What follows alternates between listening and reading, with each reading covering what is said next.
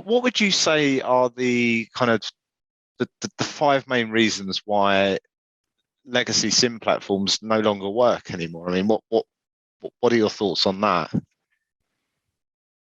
I may even argue that they never really worked. Like we always kind of tried to force them to work. I mean, it's probably harsh for me to say that in reality because, Well, no, I think you said earlier that they were designed for one thing and then they were being forced to be used for something else, right? yeah.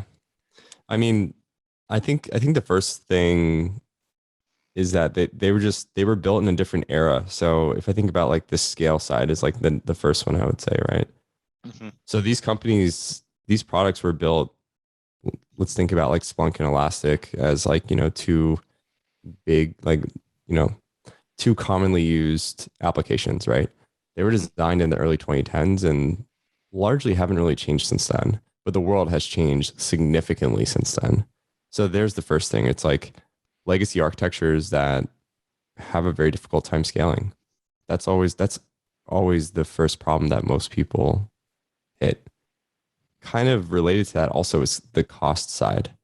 So because these were designed in a different time when data volumes were much lower, the pricing models didn't really scale. So if you ask, any CISO why they don't like Splunk, they'd be like, because it costs me, $5 million a year. And it's crazy Yeah. because we're barely sending, a quarter of our data or something. And, I'm probably exaggerating, but it's the same point, which is it's its cost does not correlate to its value.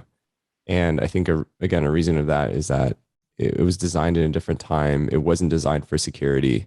And it was kind of an afterthought for the company until they started realizing that there was a really core use case here. And then, you fast forward to now and it may be a majority of their revenue now is security. So scale, cost. Third one would be ops.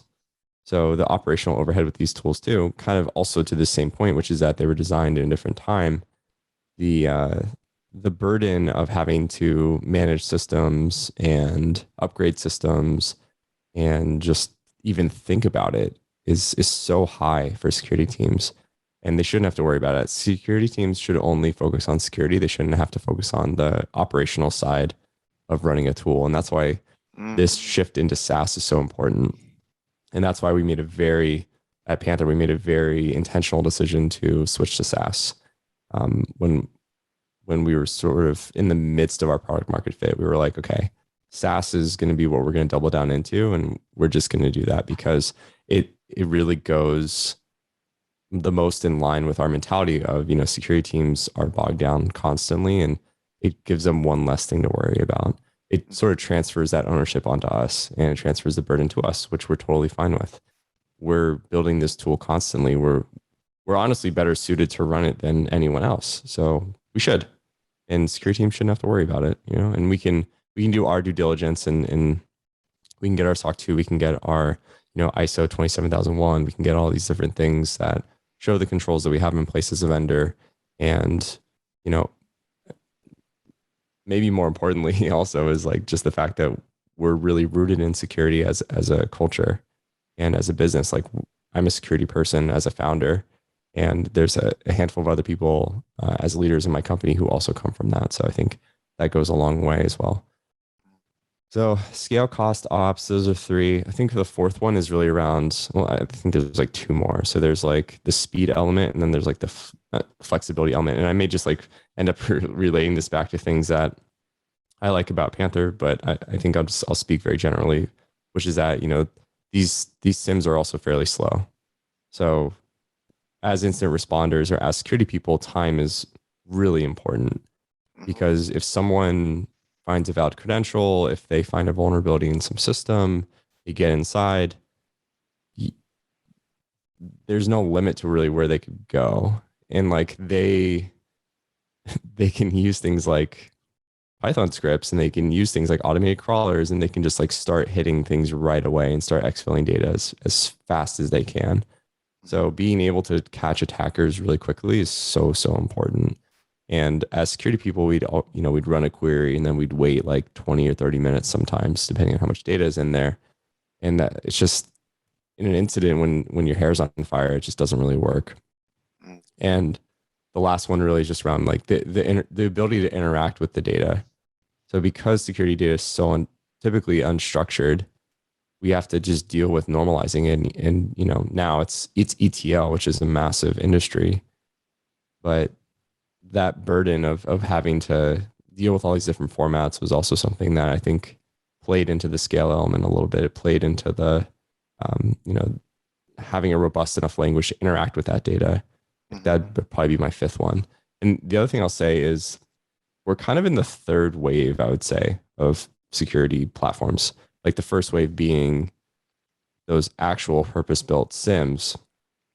I'm trying to remember what was the one that I used when I was really, really like young in security.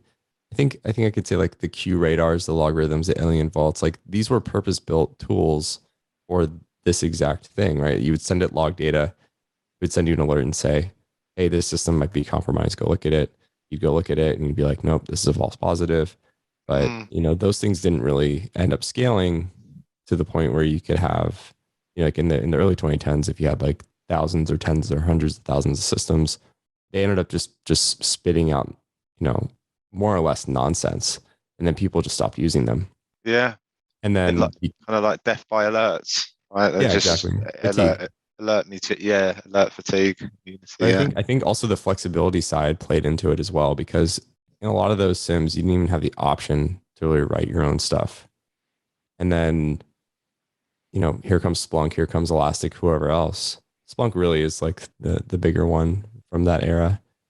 And people are like, oh, well, I can put more data in this and I have a little bit better of a time searching it. Because ultimately that's what we wanted to do, right?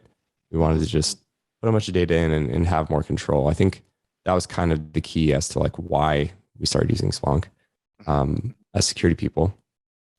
And then we kind of came full circle again. And now it's like, oh yeah, well, now that doesn't scale. And now that has these issues. And, you know, we're kind of back to where we were before. And it's this sort of reinvention that's happening where we're rebuilding these tools specifically for security, but with the primitives that actually allow us to scale to meet the needs of like a modern tech company. So we're kind of in this like this new wave, this like renaissance that's like kind of happening again.